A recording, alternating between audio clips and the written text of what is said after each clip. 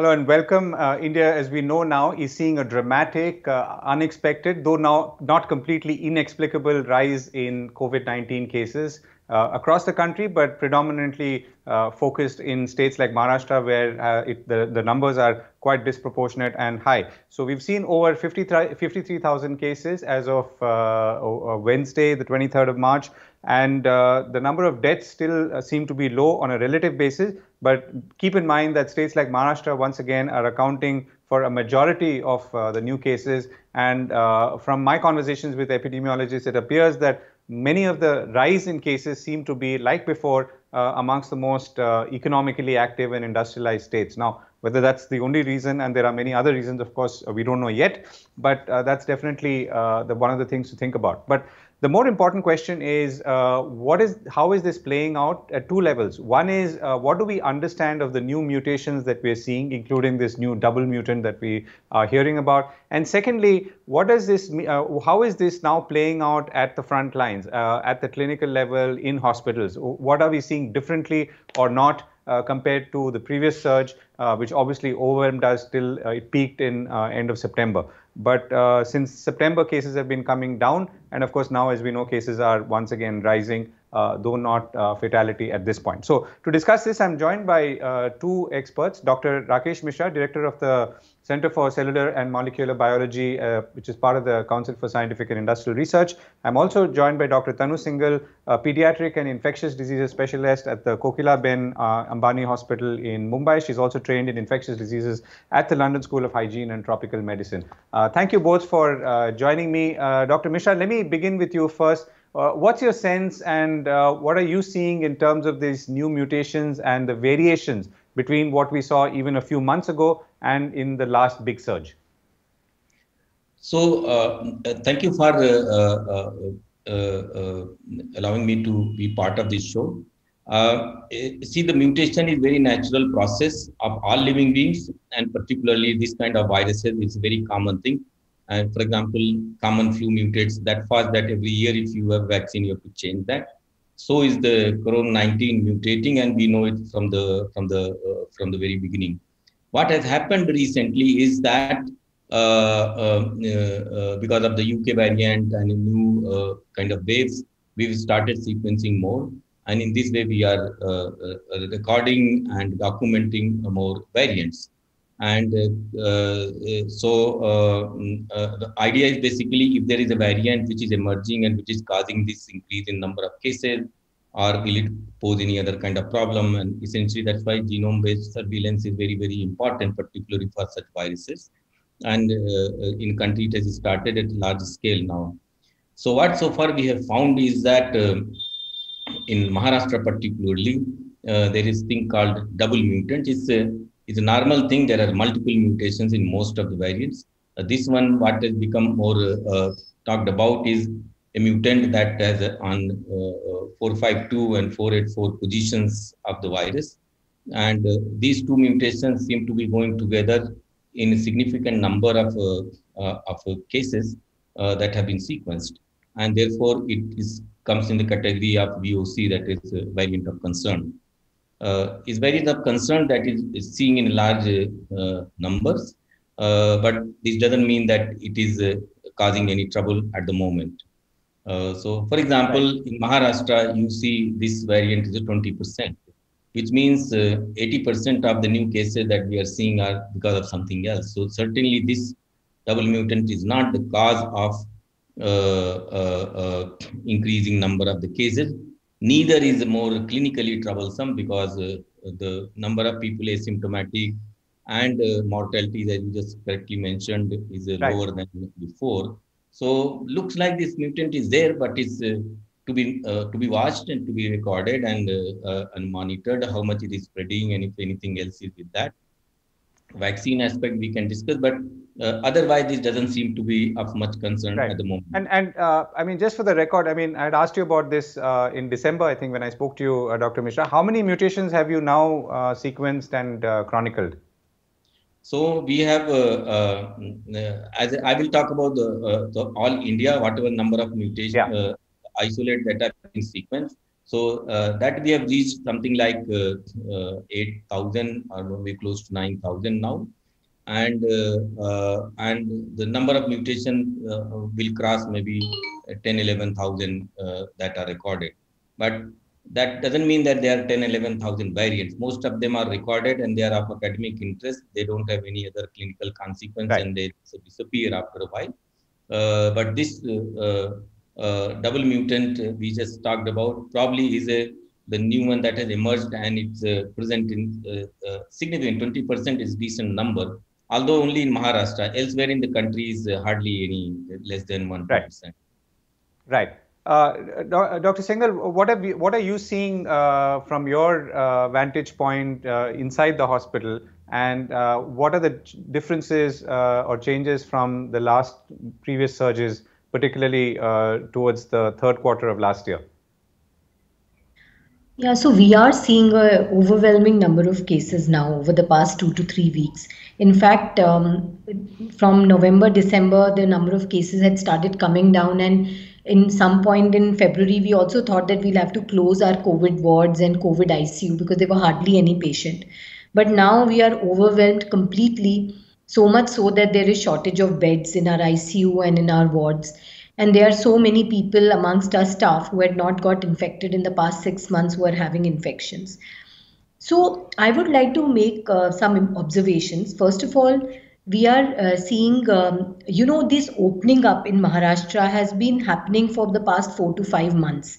It's not that it has recently opened up. Since Diwali, people have been meeting and gathering, not wearing masks properly. But something has definitely happened which has triggered this alarming increase in number of cases. And we cannot attribute, in my mind, to just, lack of precautions. To me, it seems that there is the virus, whether mutant or the original one, has become more infectious. Because people are getting infected, whole families are getting infected. So, and second, we are seeing people who have been infected in the past now coming back with reinfections. We have had 2 cases in our hospital. Third, we've seen people who have taken 2 doses of the vaccine and a week or 2 later again are getting infected. So basically we are seeing this phenomena, and however, severity of infection continues to remain low. So most of the patients are mildly symptomatic and recover. So I would not say that the severity has gone up. It's too early to say that severity has gone down, but the number of cases is huge. Right, but if they are coming to your hospital, right, but if they're coming to your hospital, that means things are already, have crossed a certain line, isn't it? Yeah, so people are coming to the hospital for various reasons. One is some people are genuinely sick. So that is why they come. There are other people who are at risk for severe illness because they are elderly and they are having fever and it's day 3, day 4. So that is the time when they really feel, a little bit unsafe at home, and that's why they're coming in. So we have both kind of patients. Our ICU has patients who are very sick, and our ward has patients who are mildly or moderately sick as well. And is there are you seeing any changes, or is it the same profile of patients who you were seeing even, let's say, at the peak in August or September? Yeah, we have not kind of recorded any major differences in the symptomatology, etc., as compared to what we saw earlier. However, we do find that they respond better to the medication that we give them. So, like when we were in September, we had patients like we had 1 or 2 deaths a day. And then during the lean period, we had maybe 1 death in 2 weeks. So now even with the surge, the number of deaths have not gone up. So the number of deaths have kind of remained the same as they were in the lean period. So you have a very, very small subset of patients who deteriorate very fast and you can't do much about it. But there are other patients who, even after becoming very sick, recover. So I would say that the new cases, though the number is high, the severity seems to be less. Right. So that's an important point. You mentioned that, one of the characteristics of COVID-19's attack was that, the sudden deterioration that you saw in patients. Are you saying that you're not seeing that sudden deterioration now, or not so much, at least in your own hospital? No, no, it's not a question of sudden deterioration. It's a question of percentage who deteriorate. So, the percentage of patients who become very sick, who need ICU care, that has continued to remain low. Right. So many patients just have fever and they become sick, and then after 7-8 days they recover and they go home. So they don't. Right. And the treatment progression is the same roughly as before, or are you better armed this time, or are there new medicines or new medicine protocols that you're using? No, I mean the treatment protocol remains more or less the same. We are using remdesivir extensively because as per our experience it works well. So we have continued with using steroids and remdesivir and low molecular weight heparin. The only thing is about restarting use of tocilizumab because we had used it early in the epidemic. Then there was data to show that it doesn't work. Now we have a couple of trials which have shown that in a certain subset of patients one can use it. So for the past 2 or 3 weeks we have started using tocilizumab in some patients again. So that's the only difference. Right. Dr. Mishra, you did a study where you showed that 54% in Hyderabad of the sample of people studied had achieved seroprevalence, or basically immunity or antibodies. Now, what does this test, or how do you see that test and the results of that test versus, or in the context of the numbers that are rising, or does it still hold in the same way it did in a city like Hyderabad? Yeah, so whatever tests are being done in Hyderabad, there's not much increase in the number of cases. And in fact, so is the case even if you compare relatively in any major big cities. And they are certainly all of them have 50 plus seropositivity. And earlier time in previous waves, some places which have done better, for example, Kerala did well and they could control very easily. So that means most of the population were vulnerable because they have not seen the infection in first round, while the bigger cities have seen that in other states. And now you see this time the infection is more, first it came as a wave in Kerala. Of course, they have now been able to manage to control that. But even in Maharashtra and other places, I think the cases are more in, of course, they are in bigger cities, there's a lot of inflow and outflow of people, but it is going to smaller places where there is more vulnerable population, vulnerable in the sense those who have not gone through the infection first time. So that makes sense that the immunity is still holding. I was a little concerned to hear that some reinfection cases have started to come, and it will be very important to follow very closely those cases if these reinfections were anyway related to one of the variants, because that is the one major concern. Actually, I'm not worried about anything else. I don't think these new variants are more infectious or something. I still feel that behavior is largely responsible. It's not one or two things. We have changed many things. We have election, we opened shops, we opened schools, we opened restaurants and cinema halls, local transport, and people become more and more bold that it is over. Vaccine is comes, a dream of vaccine they have, whether they are vaccinated or not. All these things I think they have contributed to this gradual pickup, and after a critical number reaches, then it will go in a chain reaction manner. But if there is a reinfection, that needs to be addressed, because that's a major concern. Because if the virus is able to reinfect and ignore the earlier immunity, then vaccine will have to be looked at in a very different context. Right. Right, and I'll come to vaccines in a moment. So you're saying that if we go by the seroprevalence data, which means that so many, let's say half the population of many cities and maybe many parts of the country are already, have antibodies and therefore can resist. Would that therefore suggest that the numbers that we're seeing today may hit some kind of wall after a point? Yeah. So that will certainly happen. It's unlikely that this peak will be as high in a national context as it was in the first wave. Hopefully, unless, as I said, the virus becomes resistant to the previous immunity acquired. While people who are vaccinated, even one dose or even two doses, some of them will get infected, because we know vaccines at the best are 80-90% efficacy. So 1 out of 10 or 1 out of 2 out of 10 will get infected, and when you are talking about thousands and thousands, such numbers will come. That's not a big concern. And these vaccines also are not known to prevent infection, but they will reduce the symptom, and mortality will be more or less controlled fully in this. That's the thing. But I think with existing seropositivity in large number and availability of the vaccine might tilt the balance in our favor. If large number of people take vaccination very quickly, which government is slowly now opening up, and we most importantly we keep using mask and social distancing as much as possible, this peak might not be that problematic as it was earlier one, and I really hope that we'll be able to avoid a huge lockdown like previous one, because that will be a bigger killer. Right. Okay. And I'll come to that in a moment. Dr. Singhal, so two questions. So one is on reinfections. Can you tell us a little more about the reinfections that you've seen? I mean, a sort of more clinical insight into what exactly seems to have happened and what's been the outcome? Yeah, so as of now, I can only say there have been two reinfections in my clinical practice. One is a 13-year-old girl who had COVID in December, and then she was fine. And then she did not develop antibodies though when the father tested her, and now she's come back with fever and a respiratory tract infection, and her COVID PCR is positive with a low CT value, telling us that this is probably early disease. So that is one case.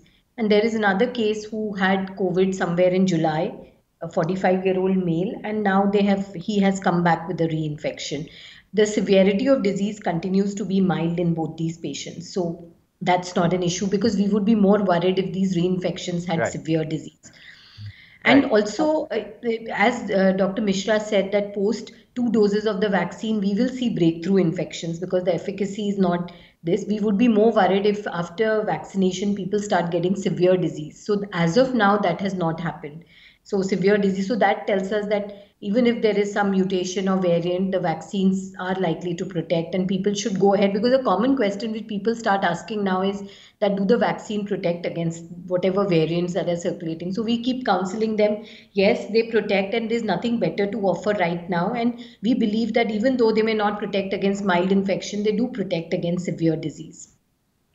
Right. But I just want to, one last thing I just want to say is that, we have had, in healthcare worker infections, if we track the behavior of the healthcare workers, generally doesn't change so much. Of course, they also tend to become lax with precautions. But we saw a peak in May and June, and now we are seeing increase again. So I am a little worried. I do feel that at least in Maharashtra, we do have a more infectious circulating. And the second thing is that I think the rest of the country will follow, because even when we had the first COVID wave, we found that states like Maharashtra and Mumbai were affected first, and then it percolated to other states. So we don't know what is going to happen in the next few weeks. Right. And you talked about healthcare workers getting infected. Now, is that, the reasons I'm assuming are the same. Which is that they are lax, they're not wearing their masks as often. And the other question, corollary question, do you feel that they're getting infected within hospitals or is it outside? Outside. Most of them are getting infected outside. None of the people who are working in the COVID unit are. The only thing I want to say is that people started becoming lax about masks. Not just now. I feel that when we've been observing the behavior of people from December onwards, people have become very lax with these things. But the surge has come now. So either it is once it reaches a critical state, it starts becoming obvious. But this lax in precautions started about 3 to 4 months ago, as per me. Right. Dr. Mishra, what else are you looking at now at the laboratory level or the studies that you're doing, and what are you trying to, or from what angles are you trying to understand this virus better, and where could that lead us? So what we are trying to do is, one is if there is a variant, new or existing one, which is spreading faster and occupying larger proportion of the infected or fresh cases. So that is one thing which we are doing at a national level. We have now set up a network of 10 labs, and all over the country we are monitoring. The other thing we are doing, which is relevant here to talk, is that we are culturing this double mutant in the lab to see if it's resistant to the serum from vaccinated people or recovered people from previous infections. That will tell us whether we have to worry about any vaccine problem that might come up with this. So these are the things that we are very keen to figure out. And the main thing, as I said, is to collect a sample from all geographical locations, particularly from the places where the super spread events are seen, to see that if a new or more dangerous variant is not emerging. And we are in close contact and always looking for cooperation from hospital to report us and share us a sample of reinfection, or if they are infection with severe symptoms, we want to go back to the genome and see if there is any variant that is causing this, or it is patient-specific phenomena which happens most of time. So these are the things which, if we do carefully, and as Dr. Singhal mentioned, if we people wear mask properly, it just doesn't matter how dangerous or how infectious the variant is, we can always prevent. After all the health workers wear mask and treat people. So if we do that, we can actually win this race this time with less trouble, particularly because vaccine is there with us, so that will be a major factor. So if we tighten up a little bit, I think we can come out without any major lockdown, which I hope will not happen, and the wave will come under control soon. Right. Right, and yeah, I think you seem to be, and I guess rightfully so, very concerned about a potential lockdown, Dr. Mishra. Is that because you feel that a lockdown will only, hold back, and then it sort of explodes once you lift a lockdown, like it happened in some ways last time? Lockdown causes so much of social trouble. We have seen the sites what happened last time. Particularly poor people is very heartbreaking. So right. And it causes damage to society. Much more than actually the virus did. So, and it causes the economical loss problems, and the people who suffer are the ones who are helpless and at the lower state of the society. Right. So that is why it's something we should worry about. Dr. Singhal, can I come to the last question? I mean, we're running out of time. So as you look ahead, I mean, how well prepared are you, mentally, physically, as a team to battle this, to continue this battle? It's been a year now. And where would you expect any help if so? Yeah, so we are better prepared than before because, we have now experience on our side. But mentally, I think everybody has tired. Everybody has got tired. Healthcare workers, administrators, nurses. So, I mean, we hope we see an end to this fast because, eventually the system does give way because everybody is tired. Everybody was feeling, okay, now this is over us. Let's start looking at new things. And it's again back to the same, back to square one. So, we are all better prepared, but tired at the same time. Right, and your last, yeah, go ahead. But the vaccine makes things, this time there's some light at the end of the tunnel, which is the vaccine, and we really have to ramp up vaccination very, very fast. We have to do it at a war footing. Right, Dr. Mishra, last word. I mean, any numbers that you've run on vaccines? How fast we could go, and what point, if we reach, will we all be a little maybe safer? It's not my expertise, but if it was possible, we should be vaccinating maybe 500 crore or maybe 1 crore a day, and then in this way, in 2 months, 3 months, we can reach a very decent number. And with prevailing seropositivity, we might get closer to the herd immunity. And I think, yeah, like Dr. Singhal mentioned, we should put focus on promoting people, and supply is not a problem. So hopefully we'll reach there. Right. Dr. Tanu Singhal, Dr. Rakesh Mishra, thank you very much for joining me, and look forward to speaking with you again. Thank you. Thank you. It's a pleasure. Thank you very much for having us. Thank you.